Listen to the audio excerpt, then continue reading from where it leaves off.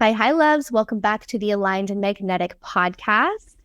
We have a very interesting and exciting series for you. So, this is the first of a four-part series all about the professional coaching industry. For those of you who do not know, I'm an associate certified coach with the International Coach Federation, and I'm also a certified facilitator of the Coach Approach Academy, where we teach coaching skills so you can become a certified coach and start your career. Whether you want to bring coaching to your current role or branch off on your own like I did and start your own coaching business. If you are somebody who is interested in becoming a coach, you are a coach, or you're thinking about hiring a coach, these episodes are going to be super beneficial for you. Joining me in this series is Ashley Donacimento from Ashley D Coaching. Ashley is a transformational life coach, and she started her coaching journey almost 2 years ago now inside of our Coach Approach Academy. She is now training to become a certified facilitator, and we're actually going to be teaching our next cohort together online in the fall. So over the next 4 weeks, you can expect to hear answers to questions like, what is true coaching? Do I need to get certified to become a coach? What can I do with a coach credential? I hired a coach and didn't get results. Why? Can I make money as a coach? What is the value of hiring a coach? How do I know if I'm ready for coaching? And how can I make my mark as a coach and stand out? We'll even be bringing in other coaches in various industries to talk about their experience as coaches. These are coaches who are running their own businesses and who are actually coaching within their organization. We'll talk about the challenges and the opportunities and all things coaching. So today we're actually going to be focusing on Ashley's journey through coaching. She has a very interesting story. She did a complete 180 with her career, and we're going to be pulling back the curtain on how she went from feeling burnt out to dropping out of her PhD to pursue her passion of becoming a transformational life coach. Welcome, Ashley, to the podcast. Hi, thanks for having me here. We've been talking about doing an episode together for so long, so I'm glad that we finally are making it happen. And it's not even just one episode, but 4 full episodes together. So I'm excited for it. So Ashley and I actually met years ago. We both worked at the same 9-to-5 corporate job in marketing and recruitment. And we kind of came back, like we, branched off and did our own things. And then we crossed paths again, and here we are today. So yeah, we're really excited to dive more into coaching and how we kind of came back together around the topic of coaching. Coaching really brought us back together. Now we're working together and collaborating together and doing all of these amazing things. So Ashley, why don't we start by you telling us about what it is that you do now? Yeah, for sure. I'll just throw in there, I was reflecting this morning, and this was actually on my vision board for this year. I'm like, I know that I'm going to be on this podcast at some point. So here we are. Check off that, accomplishment. That's so exciting. Yeah, I love that. absolutely. Cool. Okay, so what do I do? Yes, right now I'm a transformational life coach. I work mainly with women, and it's through transformation. I would say that I first started out, kind of in mindset, and then I kind of went to calling myself a career coach. And that's still some of what I do, but I don't want to limit myself saying that I'm just working with women who want to transition out of career. So I say that I work with women around some sort of transformation. And usually it's actually a self-transformation. And I find that through helping women to kind of connect to themselves, they're able to then, build up that courage. Whatever they need to do, they realize that they're not aligned with what they're doing. And typically it's a career transformation or shift that happens, or at least like a mindset around the current career that they're in.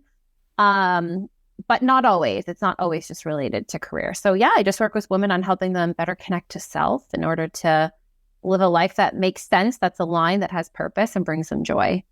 I love that so much. Can you tell us a little bit about how does somebody know if they need transformational coaching? Yeah, this is a great question. And this kind of comes back to I mean, I've struggled to kind of put this into words and like find language to connect with those people who are maybe struggling through what I went through. And I guess this is kind of where some of my story comes in. So I'm going to pull elements of that. But it was anxiety and depression, I think, were like the major kind of warning signs that came up for me, which eventually led to like full-fledged burnout. Like I was diagnosed with clinical burnout at the age of 21. And I think that was kind of the catalyst for me to think that I knew I needed something more. Like I knew that what I was doing wasn't the right path to be on. But at that time, like I didn't even know of coaching. Like coaching didn't exist back then. Not, I feel like I'm aging myself, but so throughout like the journey and like moving through things, I think that looking back, it's, you know, kind of being in this space of I know I'm here and I'm experiencing, you know, what I know to be as anxiety and depression, but what is this really about? And it's an inner knowing that something was off, that I wasn't where I, you know, wanted to be, but I didn't know that at that time. I couldn't tell you, oh, I'm on the wrong path. Like this is a journey, but those were the warning signs. Yeah, it sounds like you were kind of just in this fog and you were like, something's not right, but I don't really know what it is. Is that right? Yeah, totally. Mm-hmm.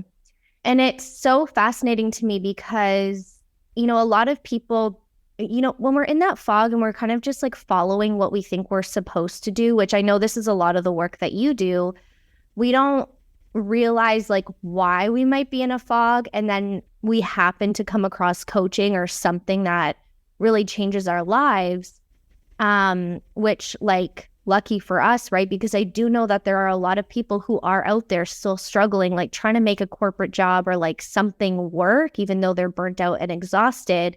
And they don't realize that like you're maybe not doing the right thing as a career or in your life or whatever. They just kind of think that burnout and depression and anxiety are normal.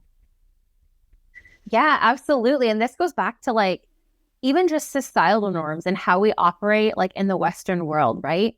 Like it's all about like progress and pushing farther and pushing harder. And even now, as I've like learned about concepts of energy and like masculine energy and feminine energy and trying to really like embody and live in that feminine, I still get, you know, that masculine pushback where it's like, you know, you got to work harder, you got to do more, you got to show up, like all these like wonderful hikes and stuff that you're out like gallivanting. And what people don't realize is like without like taking that space for myself, like it's hard to show up. And that's where then, you know, anxiety sets back in, then depression creeps in.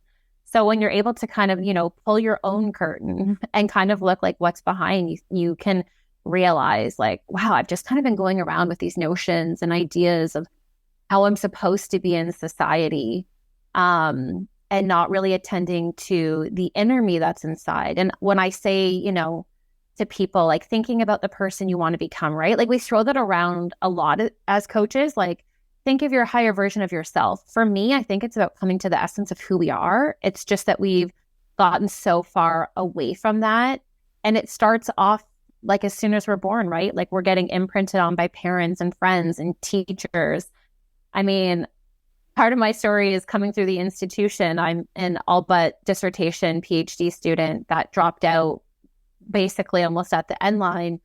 And, you know, there's a lot, I think, that the institution also imprints on us. And we go to school and we're 4 years old and we don't get out till a lot later. So yeah, it's all of these things and just kind of like peeling back those layers and coming back to self. I love all of that. There's so many like questions that I have just even after that. So let's start with taking us back to where you were at this time around 2 years ago, because I think that's when we started the conversation around coaching, right? Yeah, 2 years ago. So what were you going through at that time in your life and your career? Take us through that experience. Yeah, so 2 years ago, this was like pandemic time. Pandemic flipped my whole world upside down. I obviously was in the institution. I was doing my PhD. I had just had my second daughter. And I had come up against, burnout. I had had postpartum with her, and I was at a point of questioning, like, what am I doing? What is all of this worth? What's the end goal? What does this mean for me as a person? What does this mean for me, and my family? And I remember, again, it's that feeling, it's that inner feeling that I can't keep going on doing what I'm doing, but I don't know what's next for me. And I don't know 100% what I need. And I've been a friend of counseling. Like, I've gone to counseling, I've gone to therapy, and like, that's amazing. I think it's like been so super transformational for me, but I didn't know what was next. So I remember, because you and I were friends and we obviously worked together in corporate, and you had gone into coaching. I'm like, what is coaching all about? And so I shot you a message after I think you had posted something. And I'm like, okay, like, Lauren, what the hell is coaching? Like, what is this? Talk to me about it. And it was really through there that we just kind of like explored where I was at, first of all, and like really identifying that I'm not on the right path. Like, I think that was like the first time I was able to kind of verbalize, like, oh my God, like, I do have values, I do have morals, and like, this, everything I'm doing is going against that. And like, where do I go from here? That is such a big pivotal moment as well, right? And something that I'm just going to plug coaching in here, because I feel like we don't really have the space to express that and to explore our values and all of that in regular society. That's also something that I've really been like, whoa, like my eyes just really opened up when that part of coaching came into my life as well. Yeah, absolutely. So this is something too that like, I work mainly with women. And, when we start talking out and teasing out like what's going on in their life, and if I tell them, like, hey, like, let's pause for a second. Like, who are you? Aside from your titles, aside from your accolades, aside from being a mom, like, and what you do, like, who are you? What do you stand for? Because to me, like, if you don't know what you stand for, how are you going to make decisions going forward? You stand, it's almost, there's like a saying, like, when you stand for nothing, you stand for everything. Right. So for me, I literally had no clue that I even had values. Obviously, it's like, yeah, I have values. Yeah, sure, sure. But like, what are those? And it was the time that, to slow down and pause and look. And a lot of people don't know. A lot of women will say, I have no clue. I think people in general, like, I definitely see it in women. I think men also struggle with this because, like you've been saying, like, this stuff is not taught to us. And it's like, yeah, we know we have values. Yeah, we know what ethics are. Yeah, we know that we're like generally good people. And like, we know what we're willing to do and maybe not willing to do. But have we ever actually been taught how to design our lives around our values, right? And that we are worthy of designing our lives around our values. So, yeah. Yeah, it's huge. absolutely. Yeah. I know at the time too, you were doing Beachbody coaching. Do you mind if I bring that in? Totally. Bring it in. Let's go. Okay. Yeah, because, so, and the reason that comes up for me, this wasn't in my planned questions, but I'm like, there's so much use of the word coach, right? So technically you were a coach at the time. And then, but you also asked, like, what is coaching, right? So can you tell me a little bit of the difference between like where you were at with coaching prior and then, where you're at with your knowledge of coaching now? Okay. There's two things here, because there's the way that like traditional quote unquote MLM sets up like coaching, right? And it is the more like sporty sense of like, I'm going to be here to support you to move through. And like, this is what we're going to do. And like, show up to this workout program, and I'm going to cheer you on, and I'm going to be your cheerleader, which is not at all really at all like what, like the coaching that like you and I would do now, right? Like, we're not I mean, yes, of course we're cheering you on. Like, we want to help you like progress through something or uncover blocks that are keeping you stuck somewhere. Whatever that may be, but it's not just like rah, like move forward. I will say that like, I don't know if Beachbody now has tapped into this other idea of coaching. Like they're trying to be a little bit more like holistic in their approach, which makes it seem like it's more aligned to traditional coaching, but it's not. Like you're not trained in coaching. There's no methodology that you're following. So I'm hoping I'm answering the question that you asked. I think you were like just the differences, right? Like teasing those out, that it's very different. Right. And, as you share that, I remember actually now in my MLM, they were like, oh, your success depends on how coachable you are. But coachable in their terms were like, I'm going to tell you what to do and how to do it. And if you do it, that means you're coachable. And it's like, actually, that's, first of all, super like, I feel like disempowering. And it's not at all accurate. So I'm really excited actually to dive into like, okay, what is really coaching? Because I think so many people have such a skewed definition. And honestly, there's not that many leaders that are really, there are really amazing coaches out there, but I don't know that we have as a society like a real grasp for what coaching really is. Yeah, totally. And even like the methodology of coaching, right? Like that's a whole other question because, and I don't know if this is space to get into it now. It's definitely going to come up later, but like coaching is not mentoring. It's not therapy. It's not, and like, that's what a lot of people think it is. Like, hey, I'm going to pay to have this person like tell me what do. To yeah. And it's like, no, like, and I try and make that so clear when I do like connection calls, discovery calls. I'm like, hey, like there's going to be awkward space. There's going to be pause, like these like little, like these are methodological practices of coaching that, you have to be taught like how to use them. I don't think that, like an MLM does not, it's more teaching. It's more telling. It's more like, oh, let me mentor you along. Let me give you the answers, like be your, hold your hand and walk you through something. And again, like we're here to like hold your hand, but I'm not going to like do the work for you. Like this is very client-led coaching. It's almost like we offer the energy of being a cheerleader. Like we 100% believe in our clients. And if you don't believe in your clients, and I mean, I don't think it's ethical to take on a client that you don't believe in. Totally. So we're there with that energy, but like, you're the one doing the work. You're the one figuring it out. And as a coach, it's really difficult actually to completely remove yourself from that process, right? Like from the control. Because I think all of these other things that you're talking about, the mentoring, the consulting, and I don't know about therapy because I've done like my own therapy, but not really like hired a therapist. But anyway, I think these other industries are kind of they're more leading, right? Like, so they can be confident in their process because they're telling people how to do things. Whereas coaching is a little bit more open and unknown, and we always end up right where we need to be, but it can be really challenging to let go of that steering wheel. Yeah, for sure. Yeah, absolutely. Cool. Well, I'm excited to dive into more of that in our next episode, but let's get back to your story. We got a little bit off topic there. So we got on a call. You realized, like you verbalized your values. You were like, wow, I'm really not in alignment with these values. What was going on for you mentally after discovering that?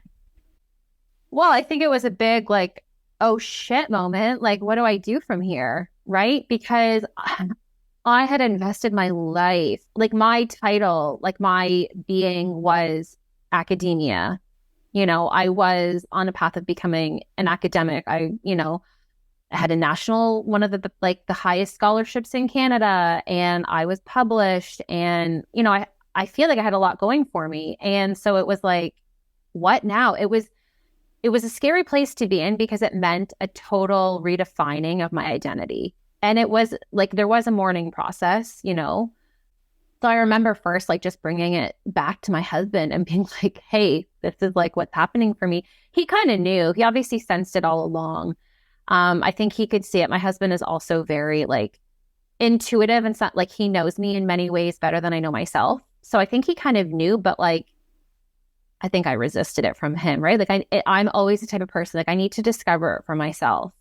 So yeah, like sitting on that call with you, it was like, where do I go from here? Like, what does this mean? Like, this is basically like I'm suggesting at the age that I was, which, it's young, but it's not like I was like early 20s. Like I was like, I need to like rewrite. And how is this going to work?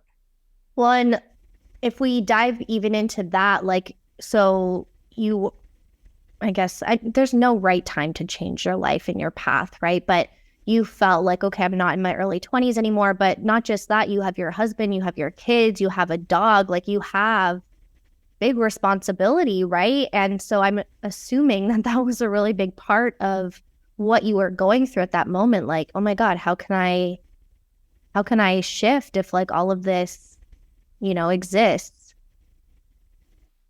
And I think a big part of this too was like being open to do the deep work on myself, right? Because like, and I've seen this with a couple clients I've worked with too, right? Like you show up and if you're not willing to do the work, like you can't, like coaching's only going to get you so far. Like if you're truly like showing up and kind of ready to do the work, then you can make that happen. And I think at that point, it was like a complete breakdown again about like who I was, but I kept going back to my husband and it was, like what work are you willing to put in to make this happen for yourself? Like look into what the next step is. Like, is that feasible for us? Like, what does this mean? And then just going from there, taking it like step by step. Yeah, instead of overwhelming yourself with like, I have to completely transform my life today kind of thing. Yeah. And like, I still have questions as I go along 2 years later, right? I'm like, oh my God, like, how's this going to work? How does this happen? Yeah. What does this look like? Or how, but I think that's all just part of the process. It's a journey. Definitely. I love that. I love that reflection. So what was it like for you to come into like the coaching academy and really start to learn coaching skills? There's many ways that I can think about it because one, I was like nervous as hell because I was taking a chance on myself. There had to be a lot of belief. And like, I think I've always had that, even though I have my doubts about myself and my own insecurities, I've always had this deep knowing that I'm meant for like big transformative work and impactful like work with people. And at the time I thought that was going to be through being a professor and working with students. Where now I see that's not like, there's more freedom. I felt free. When I came into the Coach Academy, I felt free. I was given the space to question everything that I had come to know true about myself. It was like turning the mirror on myself. It was uncovering. It was very unraveling. So I remember feeling like a sense of like freedom and like gratitude for being there. But it was also nerve-wracking, right? Because I go from academia, which is like very competitive, and like the imposter syndrome is real. And not that doesn't exist in coaching, because it does. But coming into the academy where you're supported and going through the process with other coaches as well, like I still remember and I'm still connected to people that were in my cohort 2 years ago. And we still like show up on calls to each other and like coach each other through things. So it was just a very like welcoming experience. Definitely like deer in the headlight type moment, right? Of like undoing, unraveling, and then this becoming. Like, what did it look like now to become this coach? It was all new. It was exciting. It was like I was a kid in a candy store because it was a different writing of the life that I thought I was going to have. I love that. And I really love that theme of freedom that you mentioned, because it's true. When we start asking ourselves those questions or being asked, because in coach training, we, make you guys practice, and now you make the students practice, right, with each other. So not only are you learning the skills, but you're also receiving coaching. And I think really coming into a space where you're getting asked questions you've never been asked before really does open up not only your creativity, but like it opens up a whole other part of the brain that we just haven't been accessing because we've just been following the path that we think is right and listening to everybody else except for ourselves, right? 100%. And Yeah. like, so what you tapped into in terms of creativity, I think was also a like learning moment for me because I'd gotten away from the creative side of me for so long and I was able to kind of play in this space. Like it was very playful, like, oh, okay, like I can be creative in this way and I can play and ask questions this way or approach coaching. And I remember the first time when I in mastery when I had like a peer mentor for my coaching and she was like, wow, you're very intuitive. And I'm like, intuitive? Like what does that even mean?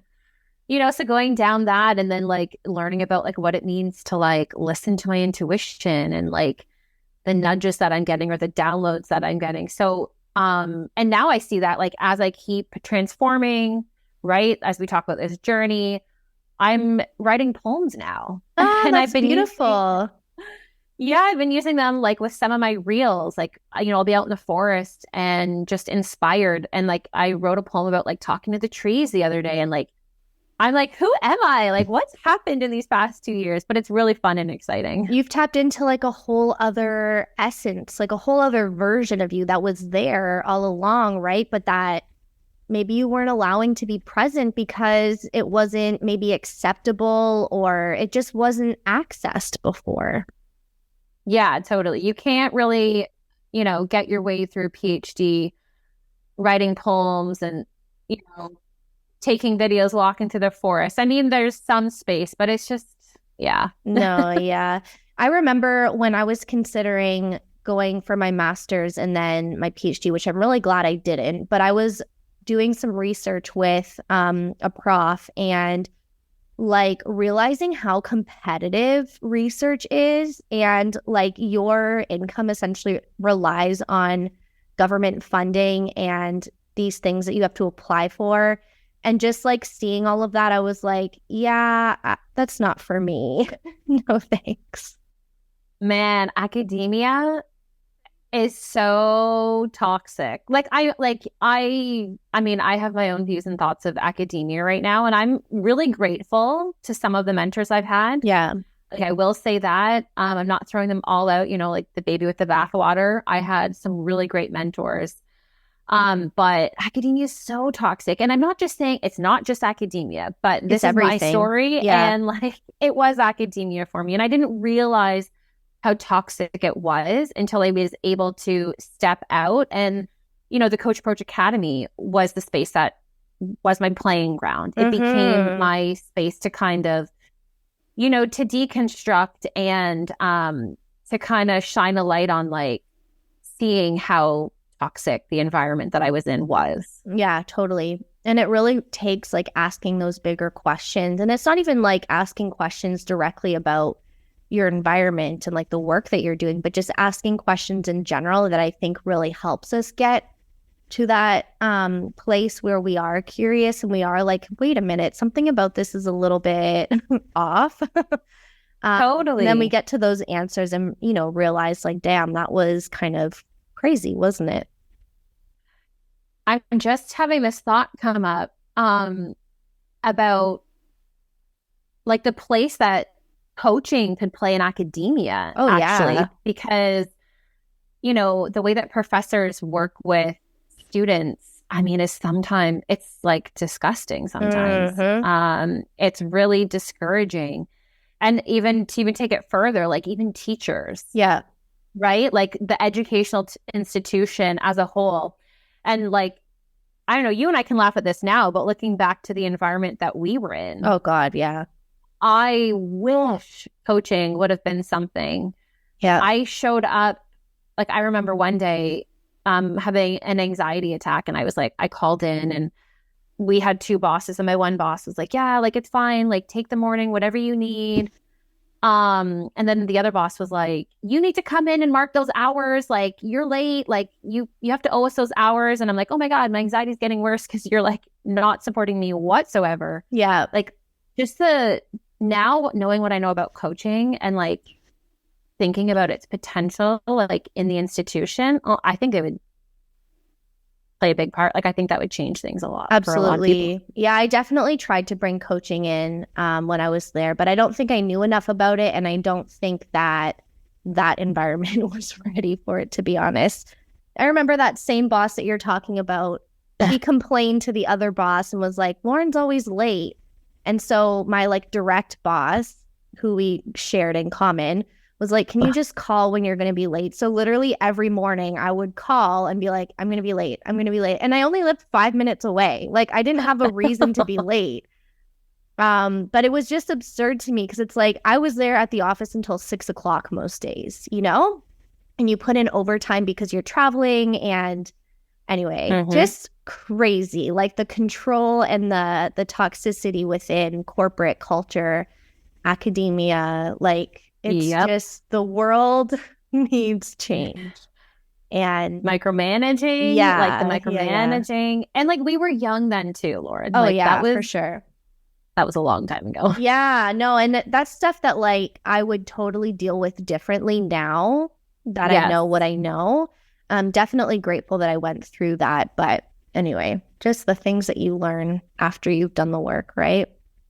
For sure. So, okay, your PhD, this was like a really big theme for you. Because you did coach training and you were like, I really feel like I'm not completing this PhD, but I don't know what to do.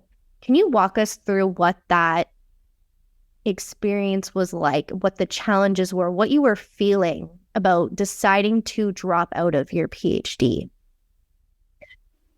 Yeah, so I did coaching foundations, which is like the first kind of level of the Coach Approach Academy.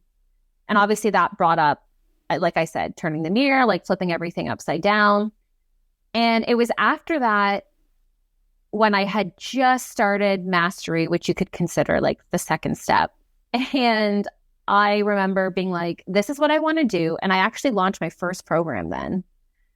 And I actually had a paying client. And I was like, wow, okay, this is how it works. And just seeing in that short period, the transformation that could happen for like that one client that I was working with was like, I'm in forever gratitude to that individual. So, you know, when I was reflecting back and I'm like, wow, like this is the power, like this is what in essence I wanted to do as a professor, was just have an impact and a greater purpose on someone's life so that they can live out like their purpose, if you will. So I started to think, okay, like what am I going to do with my PhD? Like it's this big looming thing. And I let it loom for like a year. And I remember going off on like mental health leave because I just couldn't show up to it. Now, there was other things tied into the decision to drop the PhD. With the pandemic, I always used to be known. Okay, so before pre-pandemic, I was very well known for my critical thinking skills. Like I was the critical thinker. I remember like professors in my class, like we'd be talking about something and people would bring stuff up and I would bring stuff up, but they'd always at the end be like, anything else, Ashley? And like everyone, like, I don't know, like friends after would be like, oh my gosh, like, I don't know how your brain thinks the way it thinks. And I'm like, yeah, like, I don't know either.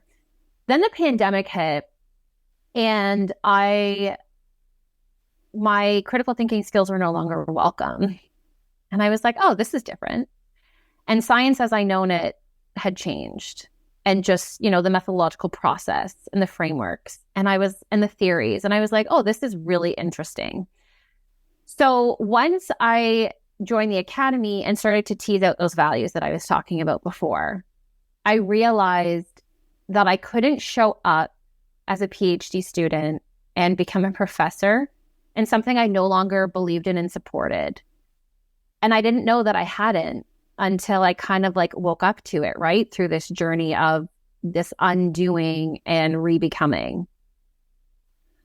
So the Coach Academy was the perfect space for me because we obviously had like back and forth where there was moments for us to be coached, right? Because we were needing to practice. So I would use those opportunities and spaces with different coaches and who had different styles to coach me through like, where am I at? Like how do I make sense of this? And every time I'd have a conversation, like I'd bring it back to my husband and I was like, I just can't, like, I can't continue this. I can't continue this. And then there was a shift that happened, and it was probably after working with that one client and then taking on a couple more clients from like, yeah, like I'm all in. I'm all in on coaching. Like, this is what I want to do. I see so much potential in this. Like, this is what it's done for me, and being able to realize, that I was obviously not aligned to what I was doing, but I just didn't understand it because I didn't give myself the space. And I wanted to do that for other people. So then it was October of last year that I finally stepped into, I'm done. And I dropped out. I proudly dropped out of my PhD and went full on. When you said like I realized I couldn't do something that like was not in alignment with my values, right? And I remember going through, so first of all, I remember a critical thinking moment. I had a conversation with a professor about a potential thesis. And I remember coming to you and saying like, oh my God, I'm so excited about this potential idea. And you're like, wait, isn't there like conflict of interest or something? And I was like, fuck, I hadn't thought of that. So I remember your critical thinking, but also during the pandemic, I remember feeling, because I also have critical thinking skills because that's what they fucking teach you in academia. And That's what they used to teach you. Right. Oh, they don't teach that anymore? No.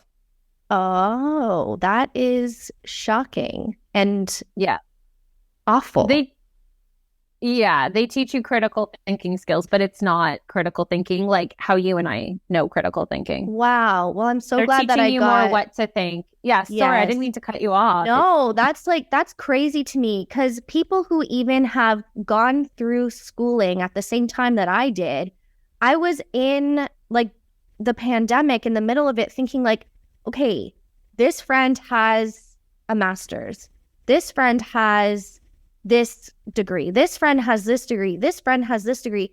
And yet they're all of this thinking that is brainwashed. I'm like, did they not learn what, like, critical thinking? What is going on here? It was very mind-blowing to me. So, I'm glad I'm not the only one who was like, there's something very wrong about this situation.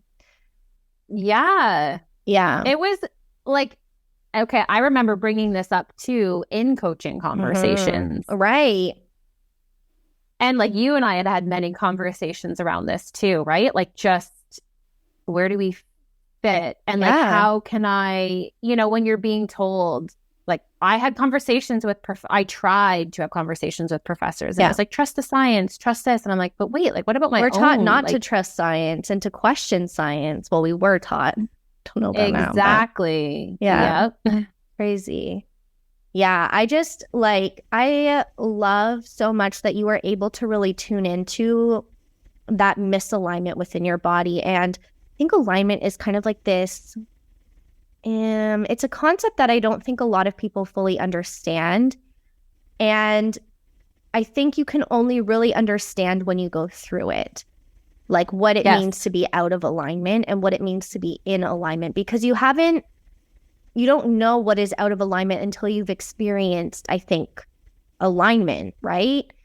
And I just want to recognize how big of a deal it was for you to really go all in on what you believed and commit to yourself. Because even though there was probably pressure from other people, fear, I remember you processing through other people's judgments and opinions, and there's just so much noise, but having the courage to really follow what is truly calling you is so big, and it's not something that everybody does. So I just want to take that moment to recognize that that's huge. And also for anybody listening who's like, I really feel like something's off, it is possible for everybody to commit to themselves and to trust in themselves and to trust in a bigger purpose or bigger sense of guidance, whether you believe in spirituality or not. I think that that's like a really big way for us to find that alignment. Yeah. So when you're talking about alignment there, an alignment to me is like an embodiment. Like it's an embodiment of your purpose and your passion and what brings you joy. But you have to embody it. And I don't think it's something that you really fully grasp until like you go through it and you're like, oh, this is what it feels like to be out of alignment. So then, what is it like to be in alignment? How does that feel? Absolutely. And I know for me, I don't know about what you went through, but I thought it was like normal to experience depression and anxiety and burnout and to come home from work, fill my glass of wine and go watch Grey's Anatomy. And now like being where I am today, I'm like, that is way not normal. I was way unhappy. And yeah, I don't know. It's crazy. Yeah. And like, these are the types of clients, right? That like mainly that I work with because I think it is so normalized. Like take a pill for that. Yeah. Well, this is normal. Like keep going. You'll get your 2 weeks vacation out of a 52 work week, and you'll get the odd long weekend and all of these things. And it's like, what have we done collectively as a society to think that this is okay, that this is normal? And I remember this time, actually, it was after the first year of going through the Coach Approach Academy where I had done, right, like all of this undoing, that I finally was able to step away from my anxiety and depression medication. Yeah. And I remember coming to you a lot because I was like, all of those emotions that I had packed down for so long just boiled up to the surface. And I think it was like a solid 3 months of just like crying, like, and people who like yourself, who like I feel connected to on like a heart level. And I have a neighbor, I would just see her outside. She's like, how are you? And I would just start crying. And she's like, I get it. She's like, I know what it means to like come off of your medication and to like now experience all of these emotions, but we're just taught like pile it down, like go further, make money. Like everything is about turning a dollar, getting an accolade. Yeah. Make your life bigger, make your life better, get the bigger house, get the bigger car, pack on more bills, and then stress the fuck out when you have to pay for all of those bills, right? Yes. And when you think about all of those things, and this kind of comes back to a bit of my story, is like, what is it at the expense of? Yes. Because, and I haven't shared this yet, but like, so when I was a PhD student and I'd had my second daughter, and this was like just before the pandemic started, she was 2 days old, and I was like frantically working on edits for a paper that I was already late on, but obviously I was in the hospital giving birth. And I remember the anxiety of like, and the feelings of just like loneliness and like isolation and like crying. And I'm like, I just need 2 hours to get this done, and then a couple weeks later, I went and left her with my mom. And I actually thought in my mind before I had her, I'm like, oh, I'll just bring her to the conference as a newborn. And I was getting on a train and going to Toronto, which already gives me anxiety because I'm not like a city girl like that, even though I lived in Rio de Janeiro, which is crazy. And then, like a couple weeks later, I think when she was 7 weeks old, I left her again to do 2 weeks of 2 weekends of research, like all of these things. And I thought it was I'm like, oh, this is for the betterment of myself. This is for me to put on a CV. This is for me to put towards, applying for another grant application. But it was at the expense of my health and my family. And I'm sure you could convince yourself at the time too that like adding all those accolades and the things to your CV were actually going to benefit your family. Absolutely. Yeah. Absolutely. I think that's the trap that some of us get caught up in. And I think that's where coaching plays a huge part, right? It's being able to step in and like ask you those questions. Like, what is this at the expense of? Like, what are you risking by or not risking by choosing to take or not take this opportunity? Or like, what's behind this? Like, what does this mean for you? The noise in the media, I think, is so loud around this consumer society. And I think that actually drives a lot of people into the ground. And also, we've been talking about this a lot in the accelerator lately. I think it also leads to a lot of people feeling like behind when in reality, like if you look around and look at everything that you have, like we are way abundant. And yet we still have this feeling that we are behind and we need to work harder and we need to buy more things. And it's, I think, an easy trap to fall in if you're not constantly coming back to what is true for me, right? What am I here for? Yeah. Yeah. And I, everything to me now is a life experience. It's like learning. I learn it from it. And I had a friend who we're no longer friends, but that's okay. I wish her well. But she was that person, everything for her was about checking boxes. Right. And comparing. And if somebody had something before hers, you got married before her. She's like, oh, I'm going to move up my wedding. And then, you're having kids and she gets pregnant. She's pregnant at her wedding. And it's like, what is all of this for? Like, what does all of this mean? Why? Yeah. Wow. That sounds stressful. Yeah. And like, I want to say like it sounds sad. Yeah. And I'm not trying to like hold judgment. Everyone goes through what they go through. But it just makes me feel sad that this person hasn't been able to come into themselves. Yeah, definitely. Because I think that if they did kind of take that time to connect and have the space, they'd be able to find more purpose and meaning behind some of the things that they do, as opposed to just feeling like they need to keep up with the Joneses and check those boxes. Yeah, and definitely happiness. Like, I think that was one of the really big reasons why I chose to stay in Mexico, because I got a taste for, oh my God, like I don't have to keep up with anybody here. Like I'm on my own, I'm dancing to the beat of my own drum. I'm on my own path. I'm doing my own thing. Like my life is so different from everybody else's that I don't feel the need to try to even keep up, right? And that feeling was so refreshing to me, so peaceful to me. And now it's just about like, okay, we got to maintain that, because obviously you can come back, you go backwards sometimes, right? And yeah, there's definitely been moments where I'm like, oh, I'm not good enough yet as a coach. I'm not doing enough yet as a coach. Like I haven't made enough money yet as a coach. And these stories and thoughts, I think, come up for everybody, or for a lot of people anyway. But yeah, just always coming back to like, but what's important to you, Yeah. Yeah. I love it. Can you tell us about what's been the most challenging thing for you on your journey as a coach? I mean, there's lots of challenges that come up. I think it's all part of it. I think I'm fairly open to say too that like even the challenges that show up as failures. So I think, okay, maybe this is the answer to the question, is the failures. But I've been learning a lot about myself and what failure actually means.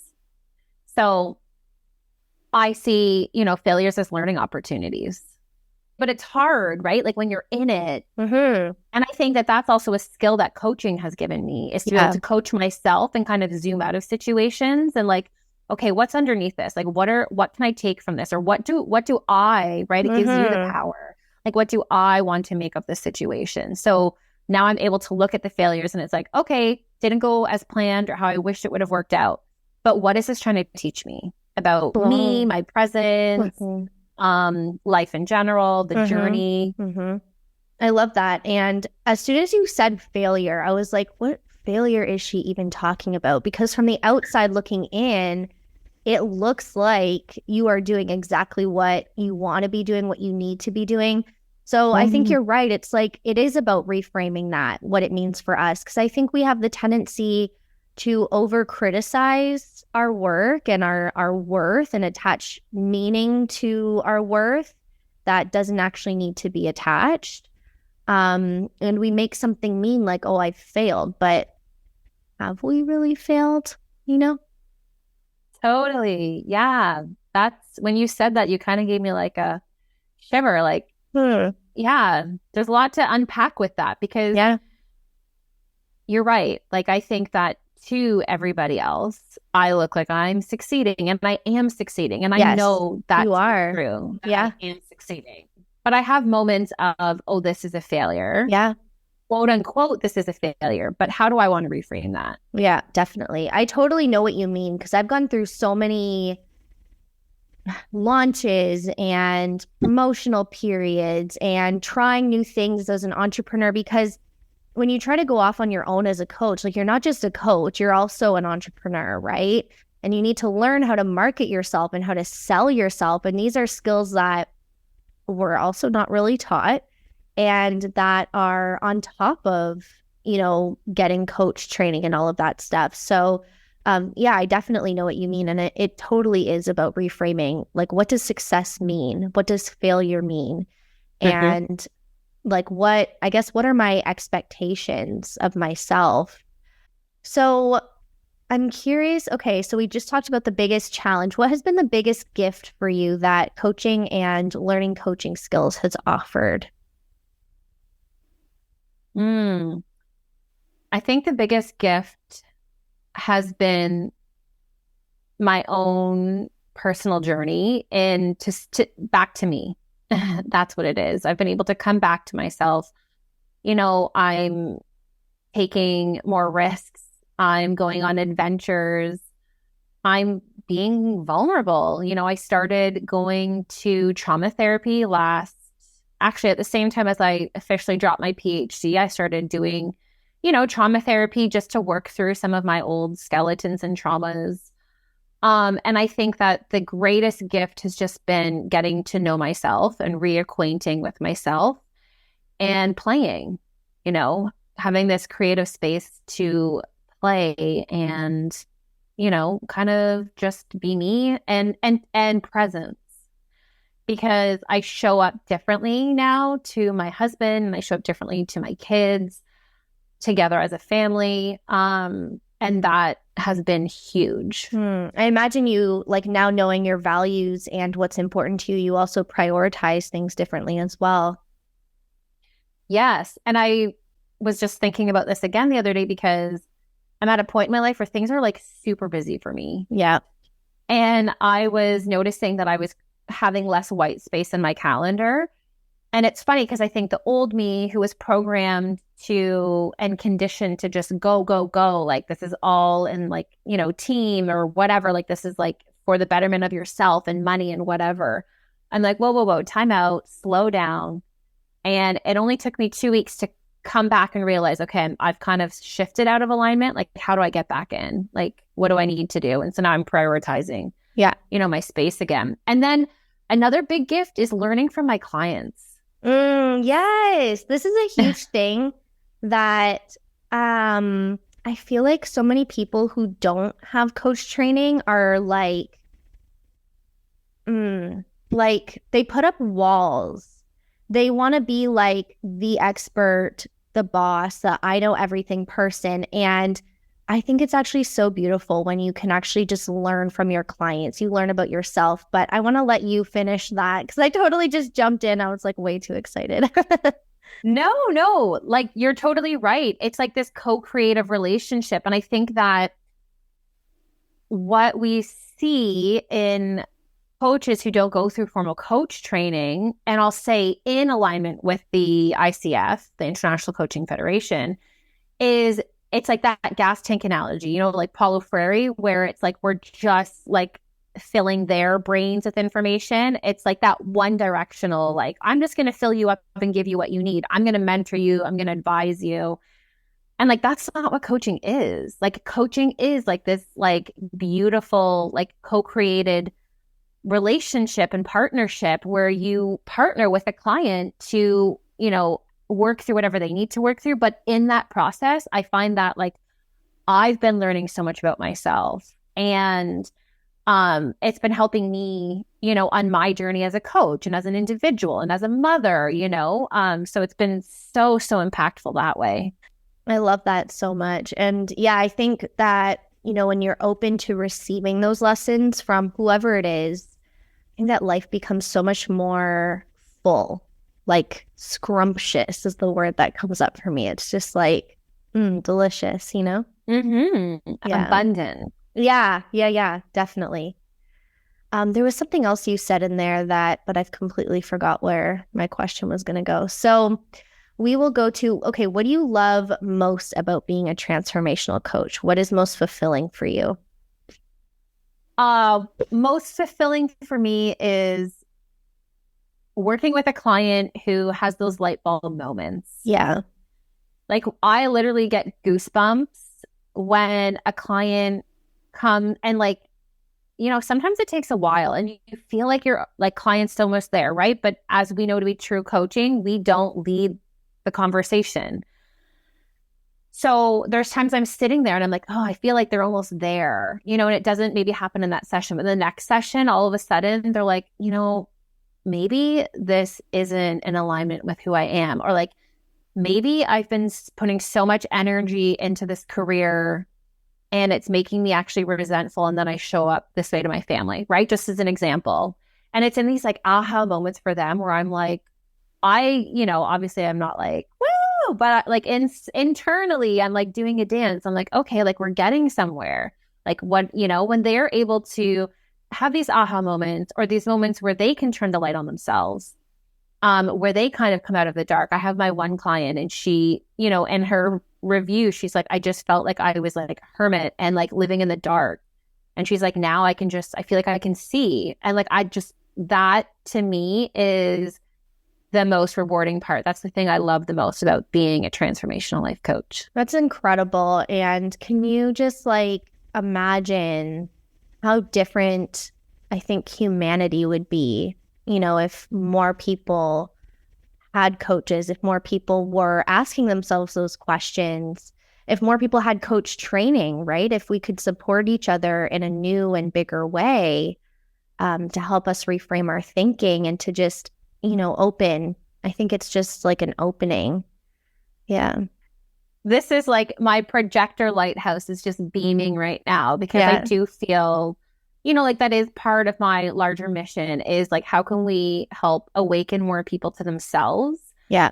And I think that can be done in two ways, through coaching, like either, being a client or through more people coming through coaching, because people don't have to become a coach and like all of a sudden become a life coach. Like you can just like have these skills for yourself, bring these into conversations with your family and your friends, and it just changes the dynamic of the relationship. So going back to what you said, like, yeah, imagine a world where people like have a coach approach to their conversations. Like dream of the day. Yeah. And like the industries we're talking about, you can bring coaching skills and we'll dive deeper into this, but I've seen therapists bringing coaching skills. I have seen one of my clients and one of our peers is in trauma coaching, right? So religious trauma coaching, such an interesting and unique area to bring coaching to, right? Leadership, executive teams, like if you're a manager, you can bring literally the sky is the freaking limit when it comes to what you can use coaching for. And from what I've seen and experienced in my own life, I feel like coaching brings such a gift to everything that you do in life. It's changed my relationships. It's changed my ability to process trauma and to express myself more kindly, more openly, to have open communication with my partner now, even with my close family members. Like it's completely changed my perspective on life and on human relationships, I think. Yeah. And here's the invitation. Like if you're listening and you're an academic or a teacher, right? Like be the change within the institution yourself. Like go get some coaching, and not even get coaching. I mean, like take a coaching course to learn, right? Because it's about how can you effectively lead and show up in whatever you're doing. And then, as you were naming off all those other things, I'm like, yeah, I can see like my daughter's daycare, like they could definitely use, a coach approach to their practices, like literally everywhere. And I know dentists, I actually met another coach who went through the Coach Approach Academy, and we connected, and she shows up and does like dental leadership. So she works with teams. Yeah, we've had even doulas go through. Yeah, absolutely. Yeah, I was just remembering about that. That's amazing. And I think even like if coaching was to be brought into the medical field as well, oh my God, I feel like that would just revolutionize the medical industry, to be completely honest, the health industry. Yeah, for sure. All right. So if there is one piece of advice that you could offer someone who's considering coaching as a career, what would you tell them? Jump in and play. Try it out. Because the skills you're going to gain are going to be, they're transformational skills. So you're going to be able to apply them in every single facet of your life. So even if you think, oh, is coaching for me? Is it not for me? Like, just jump in and try, play around. And if you decide then it's not for you, then at least you're going to be walking away with some skills that you have in your back pocket to have better relationships, to show up better to your workplace, whatever you decide to do. So I would definitely just say, jump in, have fun and play, try it out. I love that, because I think a lot of people, they sit in that inaction, right? And they're like, oh, maybe that could be me. Maybe I could try that, but I don't know. They sometimes don't really see themselves as like being a coach, or like, could I really do that? And I love what you said, because it's just like, you know what? Like, don't get stuck in your mind. Just try it out, try it on like an outfit. See if you like it. So yeah, that's really amazing. And something as well, because we are talking about coaching, and we are teaching in the Coach Approach Academy in the fall for our foundations level, which is our level 1 of coach training.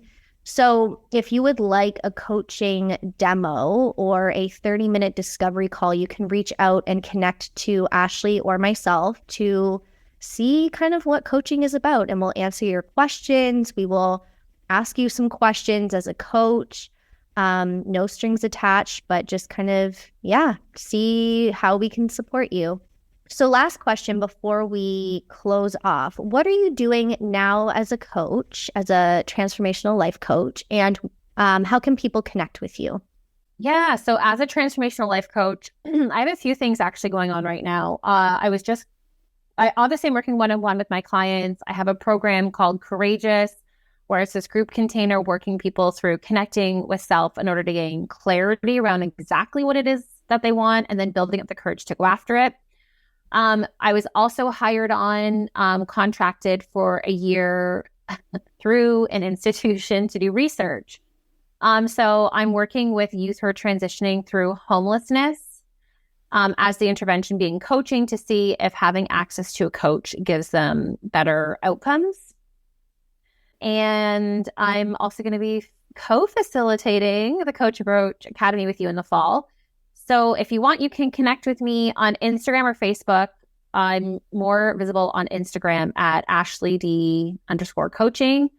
I will put both of our Instagram handles in the show notes, so that if you have any questions about what we chatted about today, you can reach out and you can book a free 30-minute connection call or discovery call with one of us. And yeah, we'll just get to know each other and talk about coaching and answer all those questions for you. So Ashley, is there anything else that you want to share today before we close off?